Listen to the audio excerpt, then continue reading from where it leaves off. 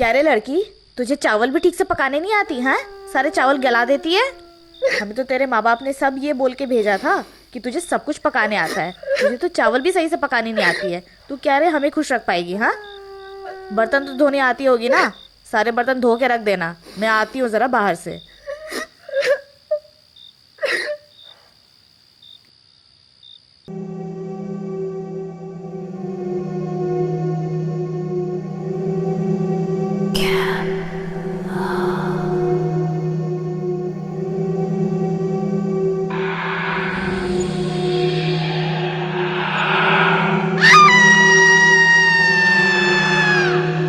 क्या रे रीमा, कल रात से तेरी सांस गायब है और तू यहाँ मजे मार रही है।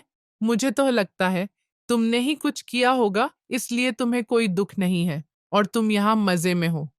ये आजकल की बहू ये भी ना जाने क्या चाहती है। आपको अगर इतनी ही चिंता हो रही है तो आप ही कुछ करो ना। मुझे क्यों ताना मार रही हो? और वैसे भी जो हुआ ठीक ही हुआ। उसने मेरा जीना मुश्किल कर दिया था। और आप अपना देखो, मुझे ताना मारने की जरूरत नहीं। इतना सुनने के बाद रेखा और उसकी सास घर की ओर निकल जाते हैं, लेकिन घर जाते जाते उन्हें रास्ते में ही काफी रात हो जाती है और इस बात से गुस्सा होके उसकी सास उसे कहती है, अरे जल्दी जल्दी पैर चला, घर जल्दी पहुंचना है। तेरी वजह से इतनी रात हो गई। अब अगर मुझे कुछ हो गया ना तो तेरी खैर नहीं। अरे ये कैसी आवाज है?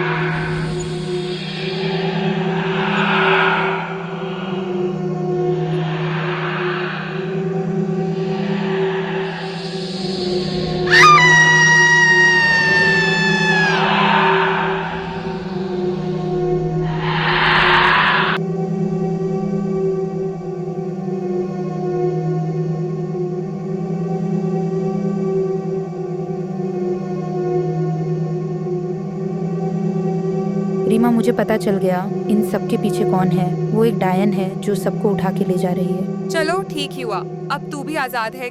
तू ज्यादा मत सोच, घर जा और आराम कर। लेकिन घर वापस आने के बाद रेखा को अपनी सास के लिए काफी चिंता होती है और यहाँ गांव में डायन का आतंक शुरू हो जाता है। एक के बाद एक सास गायब होने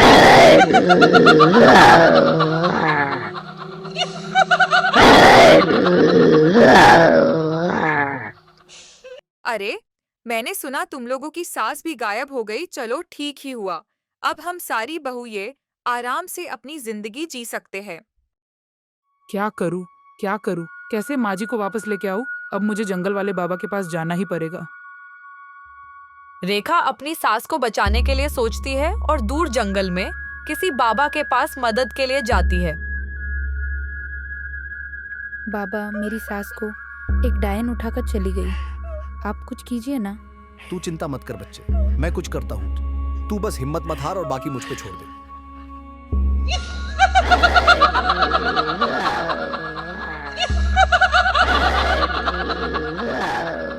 ए डायन, बता क्यों तू ऐसा कर रही है? क्या चाहिए तुझे?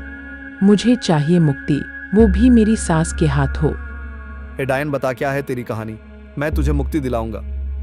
तो सुन मेरी कहानी। बात उस समय की है जब मैं भी बहू थी। मेरी भी एक सास थी।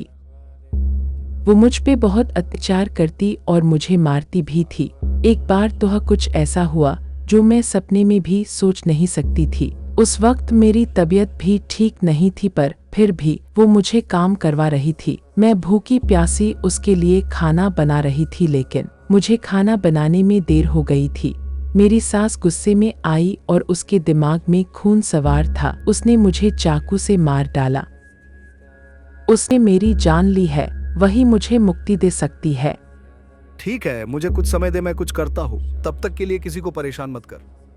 ठीक है, मैं 2 दिन का वक्त देती हूँ तुम्हें। हमें इस डायन को मुक्ति देना होगा, लेकिन इसकी सास ही इसे मुक्ति दे सकती है। हमें इसकी सास के पास जाना होगा। तू अब चिंता मत कर, मैं इसकी सास का पता लगाता हूँ। तू अब घर जा और कल हम दोनों इसकी सास के पास जाएंगे।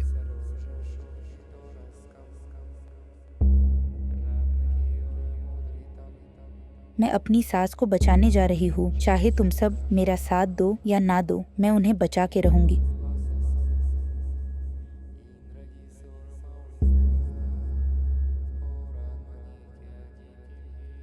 अगले दिन रेखा और बाबा डायन की सास की खोज में निकल पड़ते हैं। काफी दूर जाने के बाद उन्हें एक घर दिखता है और दोनों उस ओर जाते हैं।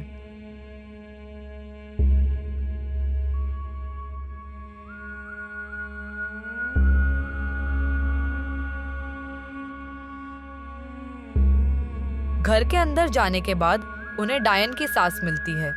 उसे देखते हैं बाबा चिल्लाकर बोलते हैं, अरे दुष्ट औरत, उठ, आंखें खोलकर देख।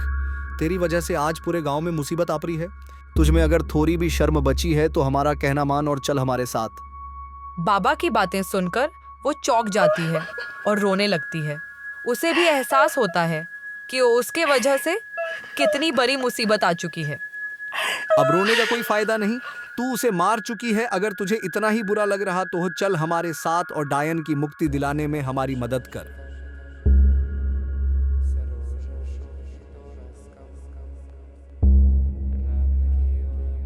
यही वो स्थान है जहां मैंने अपनी बहू को मार के दफनाया था और मुझे लगा नहीं था कि मेरी वजह से इतनी बड़ी मुसीबत आ जाएगी।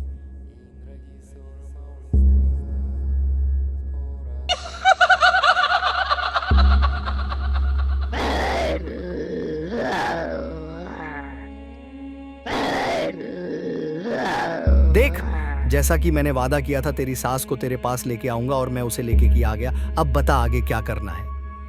बहू, मुझे अपनी गलती का एहसास हो गया है और अगर तू मुझे मारना चाहती है तो मार डाल, पर बाकी लोगों को छोड़ दे।